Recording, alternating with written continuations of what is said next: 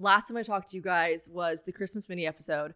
It was a great episode. We were in my living room there in a house that I no longer live in because last time we talked, let's talk about the fact that we wrapped up 2021. Thank fucking God. 'Twas a doozy for me. Personally, I don't know about you guys. Might have been the best year of your life. A lot of growth for this gal.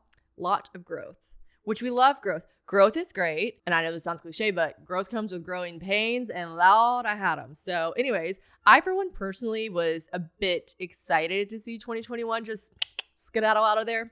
But I went to Miami for New Year's. It was fun. I came back here, living my life. I'm like, I'm moving to New York. Yes, queen. And then I get an email that's like, hey, you have to move out in 30 days. And I'm like, fuck. You have every right to do that, but fuck. Damn it.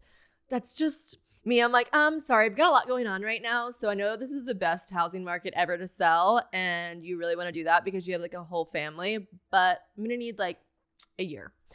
Yeah. So we didn't say that. We wrote back, yes, sir. Okay. I'll find something. And lucky for me, Taylor actually. So I don't know. I'm sure you guys understand the housing market right now is crazy everywhere, but more specifically in Nashville. People aren't even listing houses. They're just like doing it privately with real estate. If you're a real estate agent right now, good for fucking you. If you're listening to this and you're a real estate agent, Venmo me, bitch.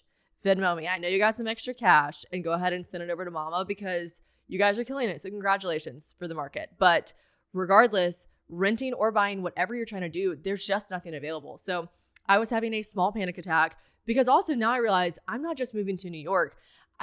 Just picture just uprooting your life to move half of your shit to New York and also figure out this new life in New York. And then also someone being like, oh, and the part that you wanted to keep, like everyone asked me, why aren't you just moving to New York full time? And I'm like, it's just like the comfort and the stability that is found in Nashville. Like I've got my family there, family being Taylor and the kids. Like, I'm just like, I just can't like give that up yet. Like I just go back home and it's so peaceful and stable. Bitch, you thought, because it's not peaceful and it's not stable anymore. Now you're uprooting everything, moving again. And keep in mind, I have a 4-bedroom house fully furnished with like a dumbass fucking sitting room upstairs with more furniture in it and shelving. So I'm like, okay, this isn't going to be just like the move to New York. Obviously moving to New York is not easy, but it's a 1-bedroom apartment. So realistically, it wasn't super, super crazy to think about. This move was the first time that I was like, oh, I need a squad, like a squadron to do this. So anyways, I thank God Taylor was at my house and she was like, we're going to figure this out. I go on Zillow. I don't find anything, like literally fucking nothing at all.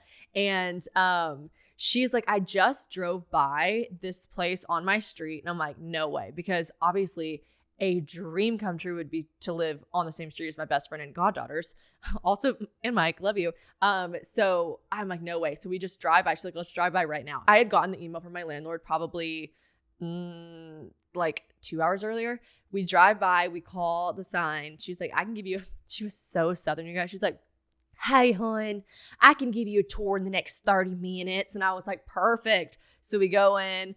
I tour the place. It's wonderful. It's great because it's actually a bit of a downsize in the sense that bigger living room, bigger kitchen, which you guys are seeing right now. If you're watching this and not listening, keep in mind, I'm keeping all these episodes on YouTube now as well. So if you're listening and you want to watch, don't do it while you're driving, but all this is available on video as well. Thank you, producer Courtney.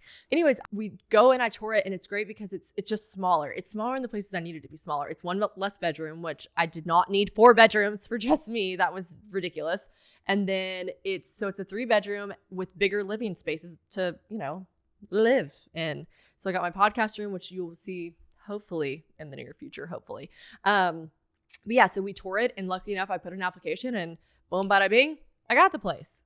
And this is great, but I had to then move. So a lot to unpack here, metaphorically, literally just a lot going on. I really did not think that I was going to be so emo.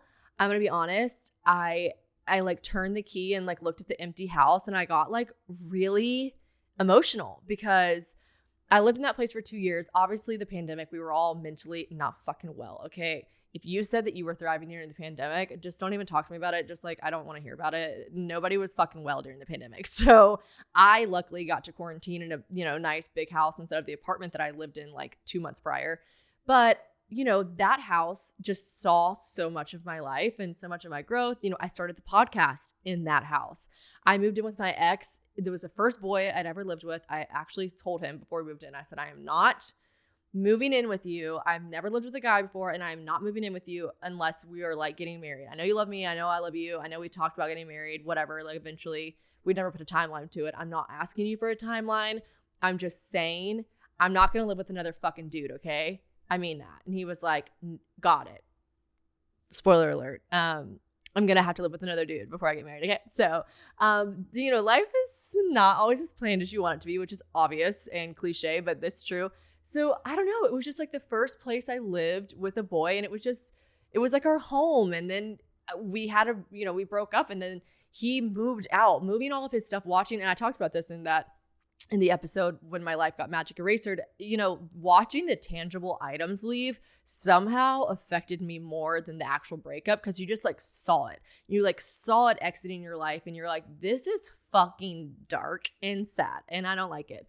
So I don't know. I watched my goddaughters be born and grow up in that house. You know, obviously Taylor's had Lola, and she's 12 weeks now. She's so precious. She's so cute. And she, you know, she's going to grow up here now, which is fun here, as if she's going to fucking move in with me. Shannon, get a grip.